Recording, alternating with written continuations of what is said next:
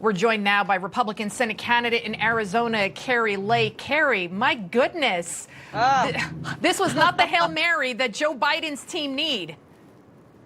Is it Saturday night? I felt like I just watched an SNL skit. I mean, that was outrageous.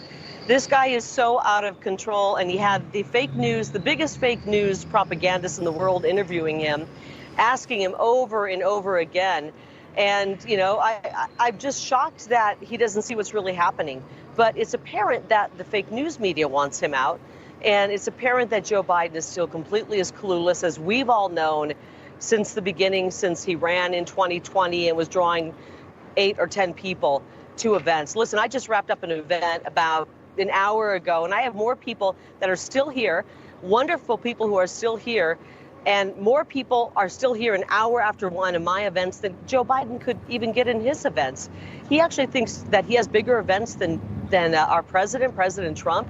This is crazy. And the best line of the night was that he's the one who created NATO. NATO was created, I think it was back in 1949. Joe Biden was, 6 years old, just probably freshly out of diapers. How ironic, because he's back in diapers again. Oh, ouch. Kari, let's listen to that soundbite. What's your plan to turn the campaign around? You saw it today. How many people you draw crowds like I drew today? You find me any more enthusiastic than today? Huh? I mean, I don't think you want to play the crowd game. Donald Trump can draw big crowds. There's no question about that. He can draw a big crowd, but what does he say? Who does he have? I'm the guy supposedly in trouble. We raised $38 million within 4 days after this. We have over 1 million individual contributors. Less than $200. I've not seen what you're proposing. What a mess.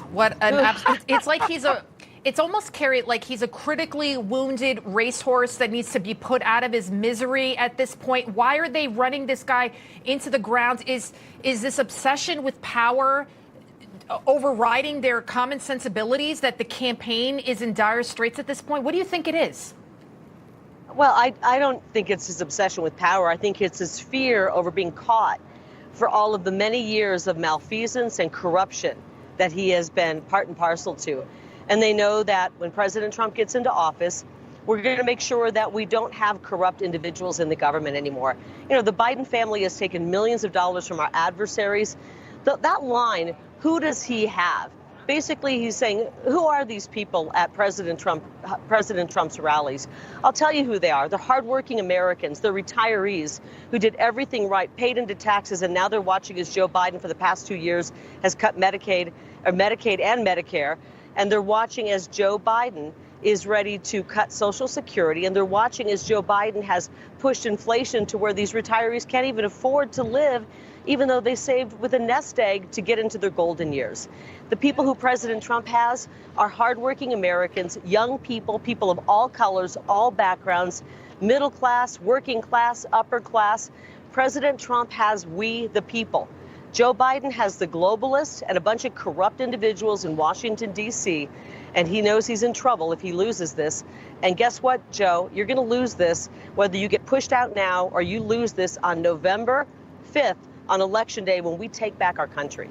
We have about 30 seconds left. You're running an exceptional campaign in Prescott, Arizona. You're right there in front of your RV. Talk to me about the crowds you're getting, the enthusiasm, what people are saying about the campaign, what they're saying about the country, and how they want a change, and they're desperate for it. We just kicked off our Make Arizona Grand Again tour across the state. Of course, I've been touring across Arizona for 30 years, first as a journalist, now as a candidate running for office.